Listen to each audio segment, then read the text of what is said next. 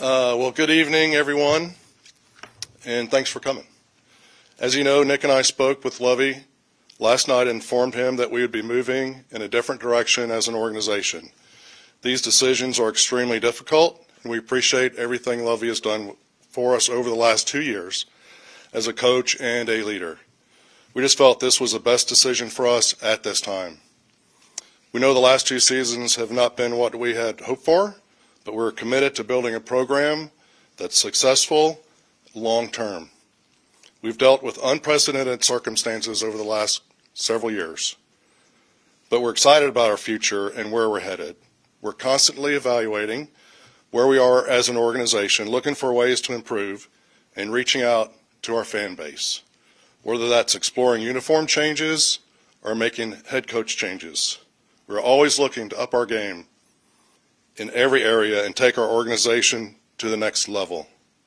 Now we're committed to getting this one right. I have full confidence in Nick. He has led our football operation through a difficult stretch and continues to prove he's an elite talent evaluator. We talk constantly and have a plan for this process that we will execute together over the next days and weeks. For this hire, I'll be taking on a more active role in the process. Excuse me. The league has done a great deal of work to establish an equitable and inclusive head coach hiring process, which we fully support. The structured process allows us to begin the head coaching interviews virtually this week, and we can begin interviewing candidates in person after the wildcard games. As we conduct formal interviews in this process, Nick and I will operate very transparently and keep the media and fans updated on our progress. We feel there's a strong list of potential head coach candidates, and we're excited to work with them. We're going to pick the best coach to take this team into our next future with significant draft capital, salary cap space, and talented young roster. Like I said, I'm excited and optimistic about what's possible moving forward on the field. I know our team has a bright future ahead. Thank you again. I'll pass it over to Nick, who'll make a statement, answer some questions. I know you guys probably have a lot of questions. I'll be available throughout this process and answer them and provide clarity as we move along. Thank you.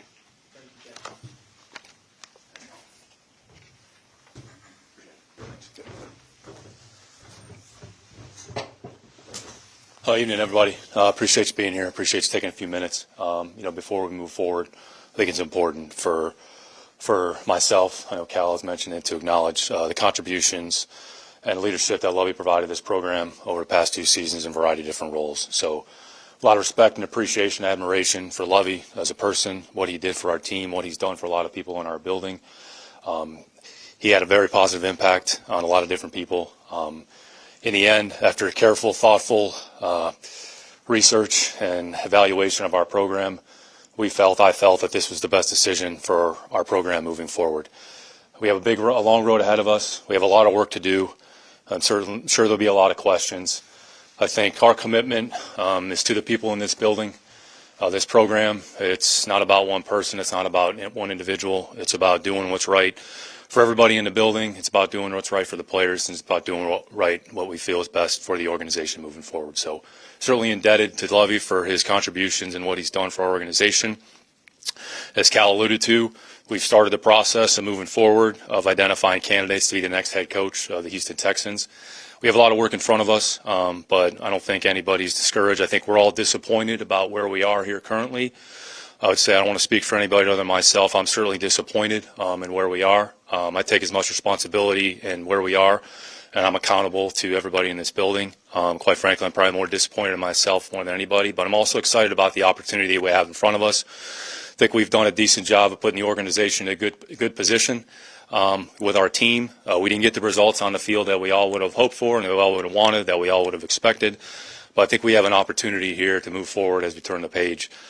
We've positioned ourselves fairly well from a draft capital standpoint. We'll have adequate salary cap space. So in the end, it's about making the right decisions, it's about making the best decisions, and it's about making the decisions that we feel are best, for our team and organization.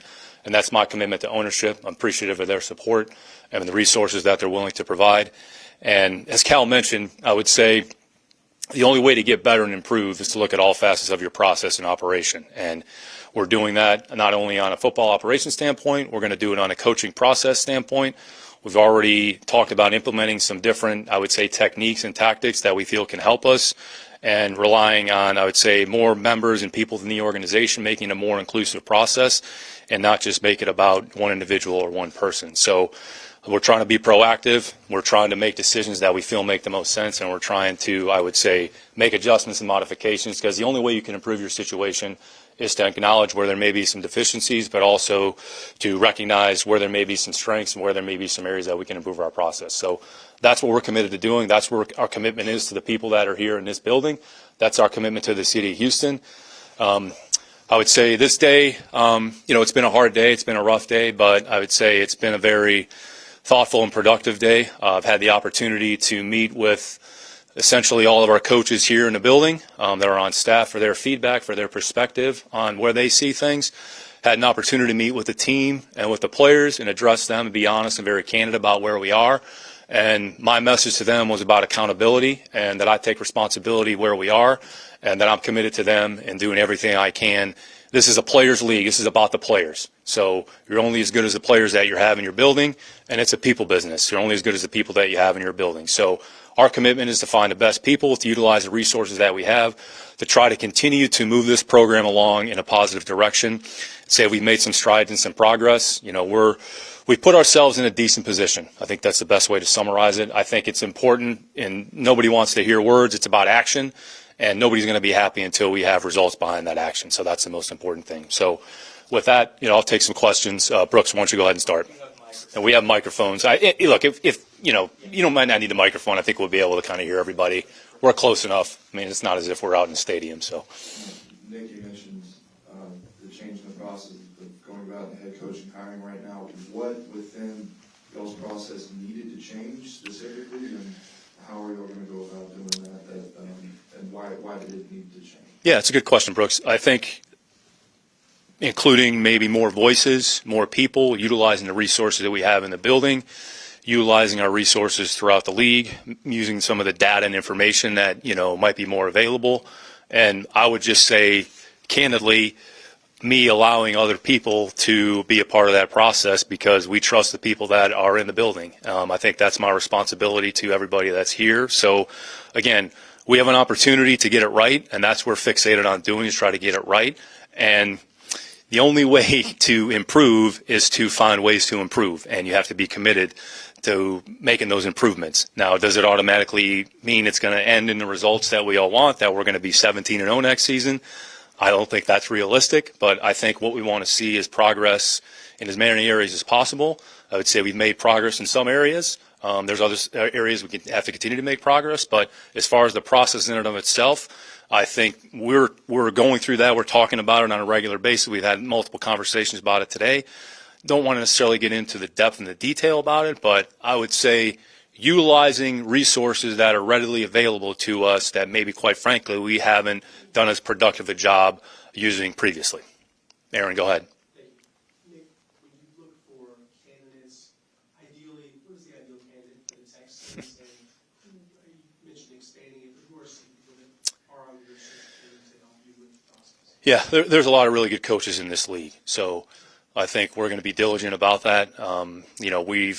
As Cal alluded to, there's a process that the league has in place that you have to go through. So I'd say the league has done a great job of to kind of Brooks' question, enhancing the process and the thoroughness of it. So the establishment of a job description, which is important, number one. Number two, there's training and other vehicles that each club has to go through to make sure they're in compliant. And number three, then to get in the process of notification. And then you have parameters in place in terms of when you can talk to candidates, being respectful of their situation, being respectful of their season, and then doing some, I would say, internal review of kind of some of the things that we've done. But I would say to your question about what's important, in the end, it's a leadership position, and the head coach's responsibility is to continually message the players, create belief, create a vision for the team, work in concert with as many people that are in the building.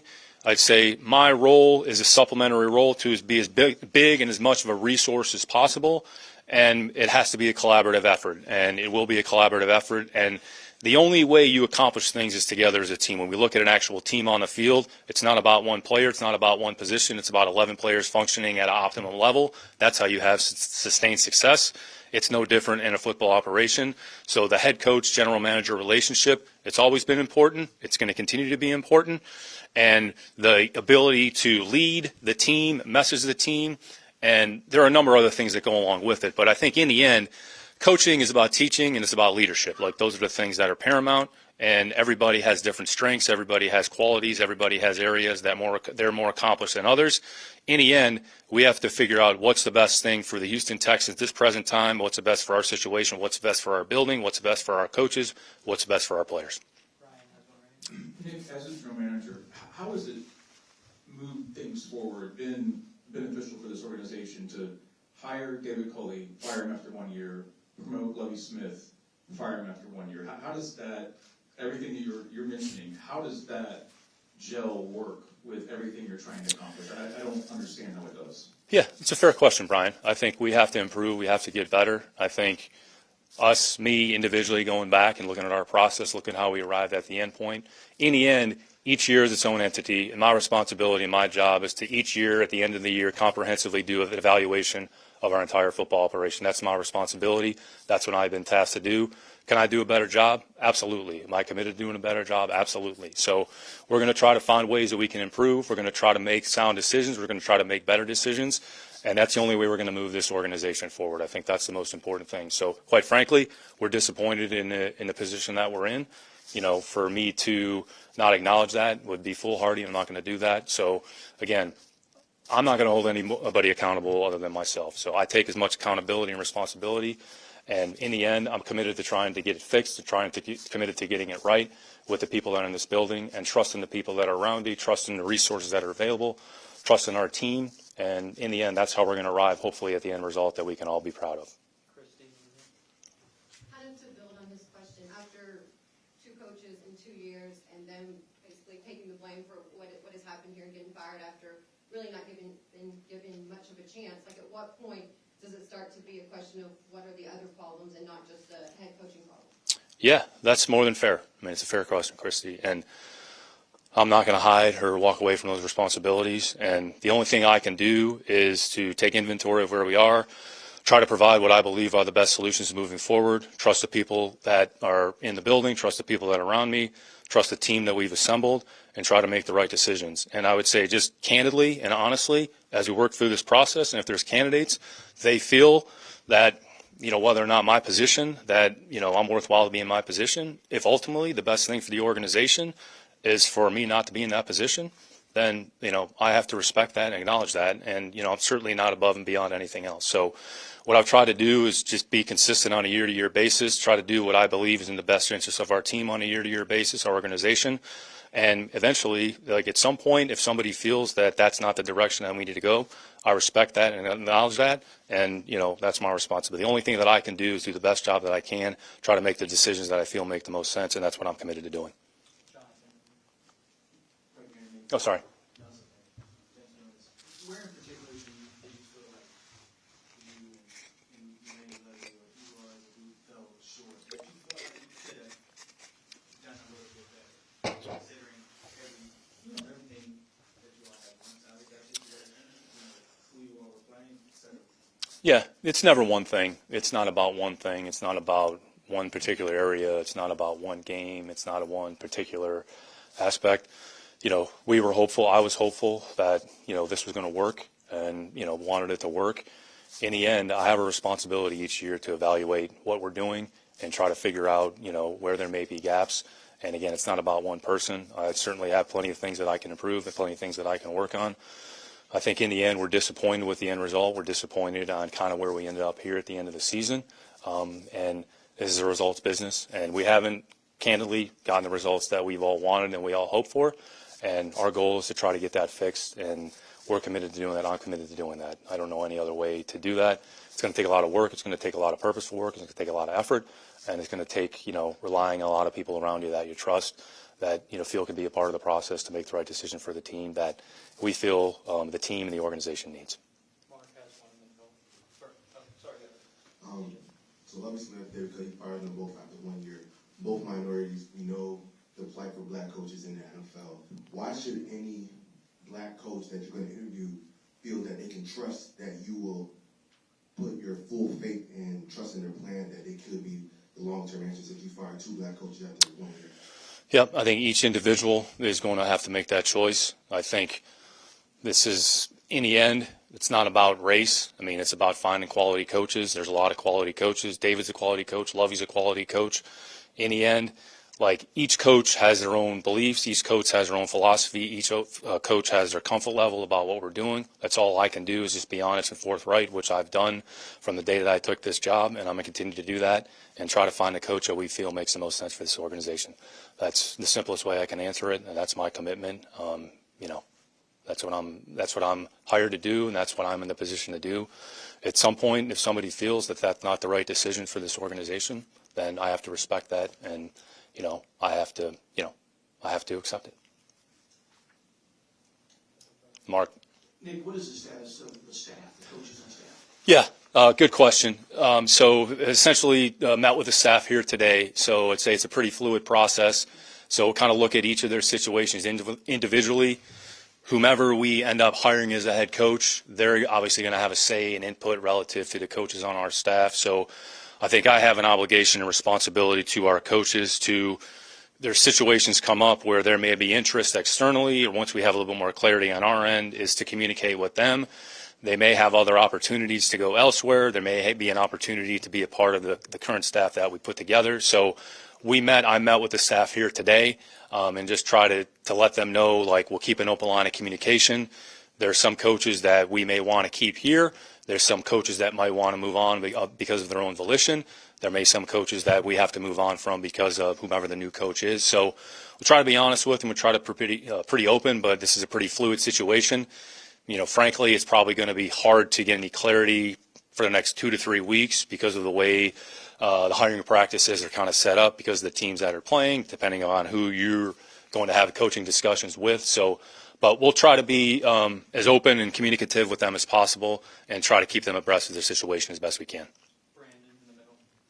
Hey, Nick, aside from the race part of it that DJ mentioned, and just for any coach, how do you address the instability questions or questions about credibility and things like that for potential head coaches if it comes up in the hiring process?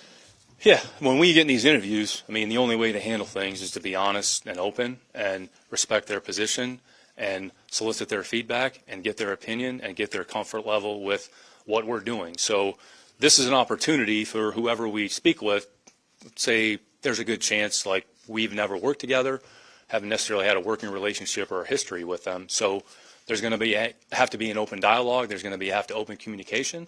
And, quite frankly, there's going to be some tough conversations that we may need to have. And the only way to do it is to be forthright, is to be honest, to communicate back and forth, to get a comfort level with one another, try to figure out where the gaps may exist, try to figure out what are some of the things that we think we need to do better, that I need to do better. And that's the only way we're going to make productive progress. Brian. First, Cody, sorry. Hey, Nick, you talk a lot about accountability. Cody. What do you feel you can actually do better as the general manager to orchestrate a better roster to put the new coach in a better position? Yeah, every year we look at everything. So are there different ways, different players that could be brought on the team? Do we have an opportunity to add a player that maybe we lost out on? What were limiting factors? Why did a player work out? So those are dialogue and communications that we have with the scouting staff, and we meet on a regular basis. The coaching staff, the input of the coaching staff is going to be important. I think we've brought in, I'd say, some decent young players here over the past few years. It doesn't necessarily mean that we've solved all of our problems, but we've gotten good production out of a fair amount of players. We can all do a better job. When you win 3 games, it's not about one thing. It's not about one particular area that you have a shortcoming. There's a number of things, but I think there are examples, whether it's in the building, whether it's on the team, whether it's on the field, that, we saw some encouraging things. It doesn't mean that we've gotten ultimately to where we want to be. And whatever we can do to fix it, whatever areas we can look to improve, that's the only thing we can do is try to come up with solutions and fix problems. I mean, that's the only thing we can do. There's no other way around it. Go ahead, Brian. David won 4 games, Lovey won 3. When you're going through this next process and you're going to interview these candidates, what can you tell them in order to give them job security, knowing that even if they come in and only win 5 games for the next 2 years, what type of job security will they have? And does the win and losses factor into that? Yeah, it's a fair question. I think everything factors in. So I think ultimately what you want to see is you just want to see, progress. How is that progress measured? There's a number of different ways that you measure progress. It's in the building. It's out of the building. How do we practice? What are different things that we're doing? Are we doing enough to help the players? Are we doing enough to provide the resources to the players? Are we doing things on the field that give us an opportunity to win on a consistent basis? So I think, look, in the end, we're judged by wins and losses. Like, nobody's going to refute that. But in addition to wins and losses, there are other things that you have to evaluate. And as somebody that oversees the football operation, in concert with whomever the head coach is, like, we have to be honest and candid about our evaluations, about where we think we are in essentially all areas. So, again, it's not going to be about one particular thing, one particular player, one particular result. It's going to be accumulation of things over time. And if we're showing a pattern of behavior that is moving in the right direction, that's what we're going to have to measure it by. Now, there's data and other metrics that you can utilize, and we have that information. I would say I've looked at that from some of the things that have, occurred during the season, and we're going to use that information as we move forward, as we look at the 2023 roster construction, players that are under contract, players that are not under contract, who do we have an opportunity to add to the building, what's his role going to be. We kind of have an idea of where we are from a draft capital standpoint, and we're going to have, call it, again, 10 to 12 new players, new drafted players. I kind of undercut ourselves by a pick there because, there's always a propensity to trade, which I think you all know following the team. Like, we're not afraid to do that. So it could be 10, it could be 12, it could be 11, what it is now. It could be 14, like, who knows? So it's going to be an accumulation of a number of things over the course of a, call it, 12-month period. And at the end of the year, our job, our responsibility is to look at everything and ultimately do what we feel is in the best interest of the team, whatever that entails.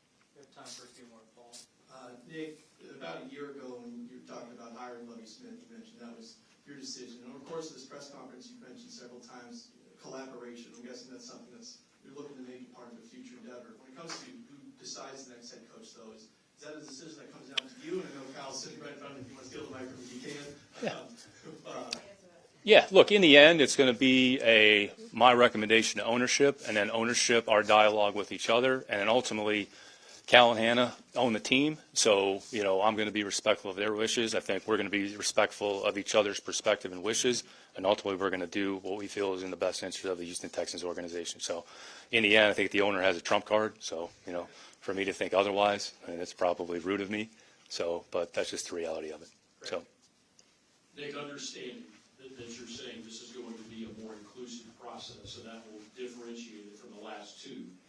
Why is this process going to yield better results and the kind of results that you're looking for? yeah, it's a fair question. I don't know if it guarantees results. I mean, I think we're hopeful that some of the measures and some of the things that we're going to do are going to result in better results. So nothing's guaranteed. I mean, we've seen that really, a lot of things aren't guaranteed on a day-to-day basis. So we can't take anything for granted. It'd be, I would say, ignorant of me to sit up here and say changing our process is going to lead to an end result that leads to X number of wins. I think that's irresponsible. It's not going to guarantee anything. Nothing's guaranteed. That's all we're guaranteed is an opportunity. And, I have a responsibility, and I understand, let's be real, let's be honest. I mean, the clock is ticking. Time is short, but that's okay. We live in we work in a high-pressure environment. The expectations are high, and it's about performance. And if I don't do my job well enough, in the end, and quite frankly, there's probably think that I haven't done my job well enough at this point, and that's more than fair. At some point, decisions will have to be made, and the only thing I can do is make a commitment to our building, to our ownership group, to our team, to our organization, that we're going to do everything we can to try to come up with a better result. Nick, as somewhat of a follow-up to that, you'll be searching for your third coach in 3 years. Most general managers don't get that opportunity. Why should people have confidence that this time around this organization will get it right? Yeah, well, that's the goal. And certainly appreciative of the support from Cal and Hannah. and their willingness to provide the resources available. Again, there's no guarantees on anything, all right? And I'm going to do the best job I can. I'm going to try to continue to move this organization forward the best we can. We've made some progress in some areas. We haven't made, quite frankly, progress in enough areas. And I realize that, I recognize that, and I'm certainly not going to run from that. Again, like I said from the beginning, I'm going to hold myself accountable, and in the end, nobody's more disappointed in myself than myself. So the only thing I can do is try to come up with solutions, to try to present what I believe is the best thing for our organization, and that's my commitment. That's my commitment to the organization. And if it's good enough, it'll be good enough. If it's not good enough, then I have to deal with the consequences, and I understand that. Got time for about 3 or 4 more. Cole, go ahead. Nick, right down here. Right Sorry, Cole. So the last two candidates you hired were both minority candidates, but they were also over the age of 60. Are you potentially looking for a more youthful coach to build a long-term lasting culture? Yeah, I don't think we're going to pigeonhole ourselves. I mean, again, good coaches can kind of come from a lot of different places, a lot of different areas. So we'll be very thoughtful, and we'll try to make, a good decision that we feel makes the most sense for our organization. So, we want to be able to move the organization forward. So we want to be able to put something in place that, we can have success for a sustained period of time. We're certainly not there right now, but that's the hope and that's the intention and that's the goal. So what does that lend itself to in terms of the actual coach? In the end, I certainly wouldn't want to pigeonhole ourselves in what the end result is going to be. Kim in the middle.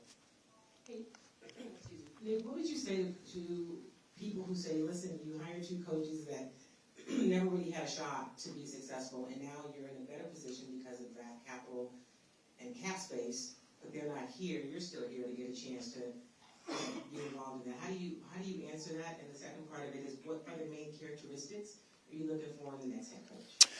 Yeah, to your first question, that's fair. That the only thing I can do is show up every day, try to do the job in my best of my ability, and try to represent our players, our organization, our ownership group the best I can. So I'm grateful to be afforded the opportunity here. And again, like I said a little bit earlier, if whomever we hire or whomever we decide upon doesn't feel that, my role or the position that I'm in is appropriate for what we want to do moving forward, I understand that and I can accept that. All I can do is provide counsel, provide the resources, and provide the direction and guidance to ownership to what I feel is best. To your second question, again, mentioned a little bit earlier, we asked the question, what are the things that are important? Again, it's a leadership position. So it's about leadership. It's about being able to prioritize the players, create a vision for the players, create a mission for the building, work in concert and collaboration with the, I would say, ownership group, with the business ops group, with the football group. So all those things are a part of the equation. So there's no one size fits all. I think it's very difficult to do that.